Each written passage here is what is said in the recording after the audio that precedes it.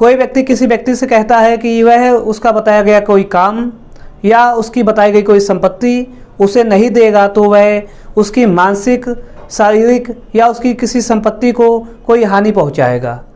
तो यहाँ पर इस तरह का कार्य करने वाला व्यक्ति किस अपराध का दोषी है? नमस्कार दोस्तों, मैं हूँ अनुराग कुमार अग्निहोत्री। आप देख रहे हैं मेरा चैनल विदिंग नेचर। आज के वीडियो के माध्यम से हम समझेंगे कि उद्यापन क्या है, उद्यापन की परिभाषा को समझेंगे, उद्यापन के महत्वपूर्ण तथ्यों को समझेंगे और इसके उदाहरण से समझने की कोशिश करेंगे। सबसे पहले उद्यापन को हम उसकी परिभाषा से समझने की कोशिश करते हैं। उद्यापन को भारतीय दंड संहिता 1860 की धारा 383 में परिभाषित किया गया है, जिसके अनुसार कोई व्यक्ति किसी व्यक्ति को या उससे संबंधित किसी अन्य व्यक्ति को किसी प्रकार की क्षति के भय में डालता है और इस प्रकार से क्षति के भय में डाला गया व्यक्ति से कोई संपत्ति या मूल्यवान प्रतिभूति या हस्ताक्षरित या किसी प्रकार की मोहर लगाई गई कोई ऐसी चीज़ जिसे मूल्यवान प्रतिभूति में परिवर्तित किया जा सकता है को किसी व्यक्ति को या उसे स्वयं को बेईमानी पूर्वक देने का दबाव डालता है, तो यहाँ पर कहा जाएगा कि इस प्रकार से उस व्यक्ति ने उद्यापन किया है, यानी कि एक्सटॉर्शन किया है। अब उद्यापन के महत्वपूर्ण शब्दों और तथ्यों को समझने की कोशिश करते हैं। उद्यापन में एक शब्द है क्षति के भय में डालना। यहाँ पर क्षति भिन्न प्रकार की हो सकती है। भारतीय दंड संहिता 1860 की धारा 44 में क्षति को परिभाषित किया गया है, जिसके अनुसार क्षति शारीरिक भी हो सकती है, मानसिक भी हो सकती है, मान सम्मान को हानि पहुंचाने वाली हो सकती है या किसी संपत्ति को नुकसान पहुंचाने वाली हो सकती है। यहाँ पर एक महत्वपूर्ण शब्द संपत्ति को इस परिभाषा के अंतर्गत बताया गया है। संपत्ति चल भी हो सकती है, अचल भी हो सकती है। चल संपत्ति को देखा जाए तो रुपया, पैसा, सोना, चांदी या कोई अन्य प्रकार की वस्तु हो सकती है। वही अचल संपत्ति मकान, बंगला या कोई ऐसी स्थायी रूप से स्थापित चीज हो सकती है। उद्यापन की इस परिभाषा में एक शब्द मूल्यवान प्रतिभूति की चर्चा होती है। मूल्यवान प्रतिभूति को भारतीय दंड संहिता 1860 की धारा 30 में परिभाषित किया गया है, जिसके अनुसार मूल्यवान प्रतिभूति से आशय विधिक दस्तावेज से लगाया जाना चाहिए और ऐसे दस्तावेजों को विधिक अधिकारों से जोड़कर देखा जाना चाहिए। अगर इन्हें उदाहरण देखें तो यह विक्रय पत्र या संविदा या कोई ऐसे विधिक दस्तावेज जिनसे विधिक अधिकारों का सर्जन होता है। यहाँ पर मूल्यवान प्रतिभूति से जुड़ी एक बात और कही जाती है, जिसमें यह कहा जाता है कोई हस्ताक्षरित या कोई मोहर लगाई गई कोई ऐसी चीज़ जिसे मूल्यवान प्रतिभूति में परिवर्तित किया जा सकता है, को हम एक एग्जाम्पल से समझने की कोशिश करते हैं।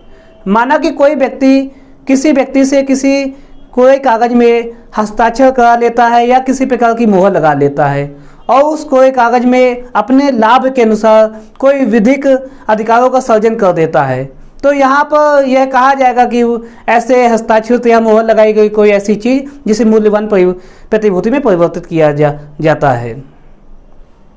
अब तक हमने इस वीडियो में उद्यापन की परिभाषा को देखा, इसके महत्वपूर्ण शब्द और तथ्यों को आसान भाषा में स्पष्ट करने की कोशिश की।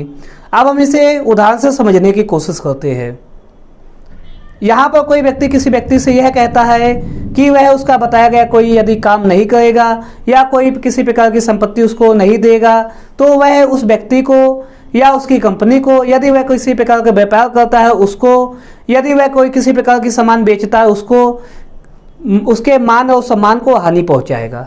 तो यहाँ पर उस व्यक्ति ने उद्यापन का अपराध कारित किया है। अब इसे हम एक और उदाहरण से समझने की कोशिश करते हैं। माना कि कोई गुंडे या कोई अपराधी किसी बाजार मार्केट में यह भय फैलाते हैं जो दुकानदार उनको पैसा या उनका बताया गया काम नहीं करेगा तो वह उनकी दुकानें चलने नहीं देगा, उनकी दुकान में तोड़फोड़ करेगा या उस दुकान को चलाने वाले व्यक्ति के साथ मारपीट करेगा या उसे जान से मार डालेगा। इस प्रकार के भय या धमकी देने वाले व्यक्ति यहाँ पर उद्यापन कारित कर रहे हैं और उसको एक अन्य भाषा में रंगदारी वसूलना भी कहा जाता है। रंगदारी का अपराध भी उद्यापन के अंतर्गत ही देखा जाता है। अब चलिए आगे बढ़ते हैं। अब समझते हैं चोरी और उद्यापन में क्या अंतर है, लूट और उद्यापन में क्या अंतर है। सबसे पहले देखते हैं चोरी और उद्यापन में क्या अंतर है। चोरी जहाँ चल संपत्ति की जाती है, वही उद्यापन में चल और अचल दोनों प्रकार की संपत्ति इस अपराध को का विषय वस्तु हो सकती है। जहाँ चोरी सहमति के बिना होती है, वही उद्यापन में सहमति के साथ इस अपराध को कारित किया जाता है।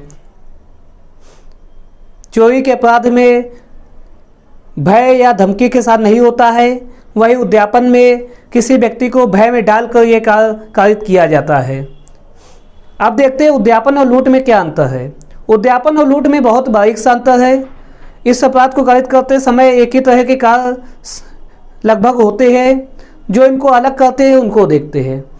लूट करते समय तत्काल किसी चीज़ का भय में डाला जाता है, तत्काल कोई चीज़ प्राप्त की जाती है, और जिस व्यक्ति के साथ लूट की जाती है उसकी उपस्थिति में की जाती है। दूसरी तरफ उद्यापन में तत्काल नहीं होता है और उस व्यक्ति की उपस्थिति में नहीं होता है। दोस्तों, आज आप इस वीडियो के माध्यम से उद्यापन को समझ गए होंगे और यह भी समझ गए होंगे कि उद्यापन और चोरी में क्या अंतर है, उद्यापन और लूट में क्या अंतर है। यदि आपको चोरी, लूट और डकैती की परिभाषा को समझना है, उनके बीच के अंतर को समझना है, तो मैंने इस वीडियो के डिस्क्रिप्शन में उसका लिंक भेज दिया है, जहां पर आप उसको देख सकते हैं। अगर आपको यह वीडियो अच्छा लगा है तो आप मेरे चैनल को सब्सक्राइब कीजिए, वीडियो को लाइक कीजिए, आगे के वीडियो की नोटिफिकेशन के लिए बेल आइकन में प्रेस कीजिए। बहुत बहुत धन्यवाद। जय हिंद।